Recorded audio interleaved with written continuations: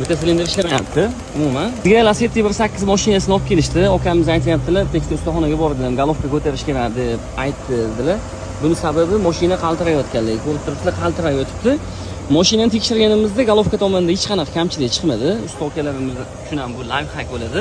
Lacetti minadigan okalar uchun ham foydali bo'ladi.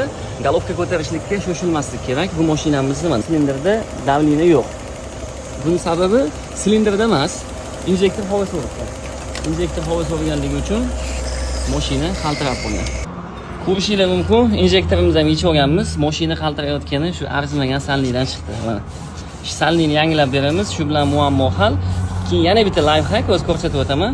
Lacetti mashinasiga juda ko'p holatda don't injektor qo'yiladi. Injektor qo'yayotgan paytda salnigini shunaqangi двойной qilib qo'yadigan bo'lsanglar, havo so'rish holati kuzatilmaydi. Ko'rib turganingizdek, mashinamiz to'g'rilandi. 4 ta shunaqangi injektor salni bilan mashinamiz tekis bo'ldi. Bu videoni qilishlikdan maqsad biz zo'rmiz, shuni aybini topdik deb qaysidir usta akamizni yomonlashlik emas. Bilgan narsalarimizni boshqa usta akalar bilan ulashishlik.